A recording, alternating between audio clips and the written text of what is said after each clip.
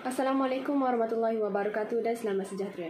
Nama saya Nur Iman Nadirah binti Muhammad Azmi dengan nombor matrik A181224. Bagi video pembentangan ini, saya akan membentangkan sebuah tesis berkenaan dengan penentuan skor kekenyangan, nilai indeks glisemik dan beban glisemik di dalam biji rin sarapan terpilih yang ditulis oleh Nik Nur Adilah binti Muhammad Nordin. Konsep pemakanan sihat adalah satu diet yang mengandungi komponen-komponen penting makronutrien seperti karbohidrat, protein dan lemak mengikut peratusan yang telah ditetapkan bagi keperluan harian seseorang. Diet dan pemakanan yang seimbang bukan sahaja mementingkan kuantiti dan kualiti makanan yang diambil, tetapi mengambil kira juga waktu pengambilan seperti sarapan pagi, makan tengah hari dan makan malam. Menurut Muhammad Nasir et al. Pada tahun 2017, sarapan pagi adalah satu hidangan yang paling awal diambil dalam satu hari dan padat dengan kandungan nutrisi, rendah lemak dan tinggi kandungan serabut. Sarapan yang berkhasiat mengandungi kandungan gula yang rendah dapat mengurangkan nilai indeks glisemik dan dapat mengelakkan kandungan glukosa darah meningkat dalam masa yang singkat. Biji rin sarapan pagi sedia dimakan RTEC merupakan salah satu sarapan pagi yang tinggi kandungan karbohidrat. RTEC diperbuat daripada bahan pelbagai serat dan karbohidrat dan mempunyai kepelbagaian dari segi kekenyangan, nilai GI dan nilai beban glisemik ataupun GL.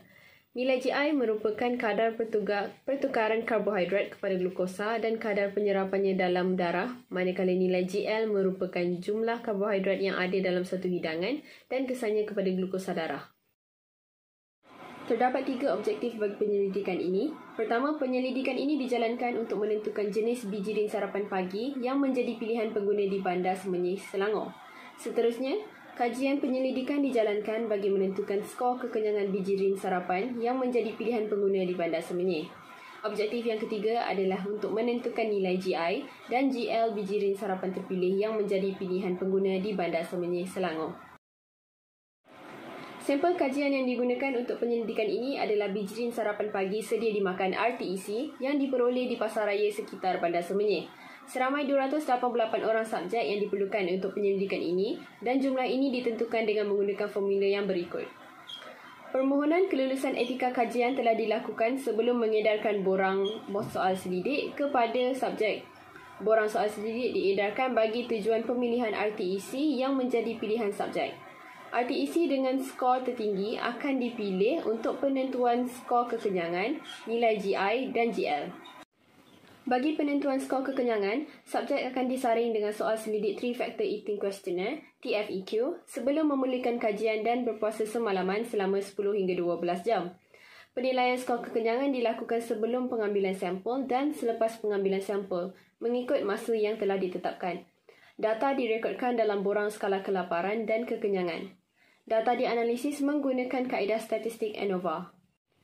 Bagi penentuan nilai GI dan GL, subjek akan berpuasa selama 11 jam pada malam sebelum kajian. Darah subjek akan diambil sebelum dan selepas pengambilan sampel RTEC mengikut sela masa yang telah pun ditetapkan. Untuk analisa paras glukosa darah menggunakan glukometer.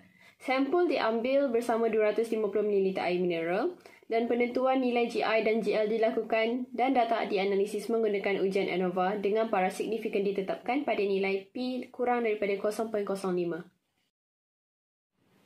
Raja 1 menunjukkan senarai biji rin sarapan pagi yang menjadi pilihan pengguna.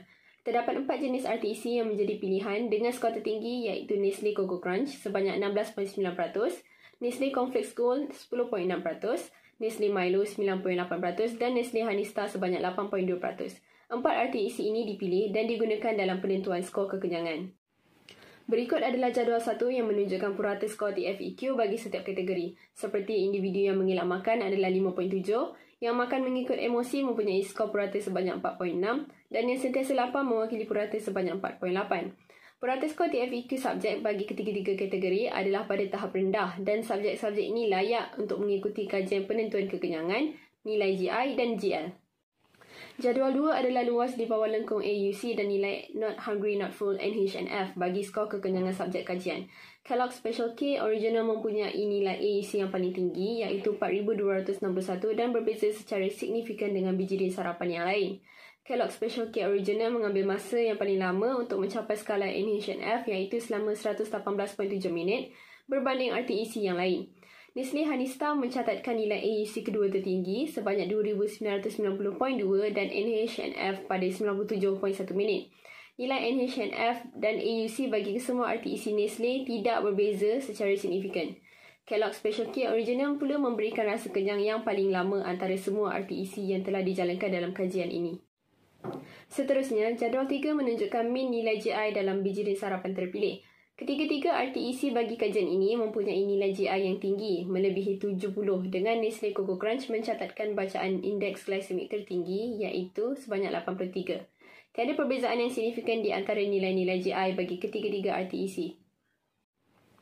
Jadual 4 adalah nilai GL biji sarapan pagi terpilih. Ketiga-tiga jenis RTEC ini menunjukkan nilai GL dalam kategori sederhana, dengan Nestle Cornflakes Gold mencatatkan nilai GL yang tertinggi iaitu 18. Tiada perbezaan yang signifikan di antara nilai GL bagi kesemua RTEC dalam kajian ini. Kesimpulannya, seramai 326 subjek memilih Nestle Coco Crunch, Nestle Cornflakes Gold, Nestle Milo dan Nestle Honey Stars sebagai RTEC pilihan mereka. Biji sarapan Nestle Honey Stars memberikan rasa kenyang yang paling lama, diikuti Nestle Cornflakes Gold jika dibandingkan dengan Nestle Milo dan Nestle Coco Crunch.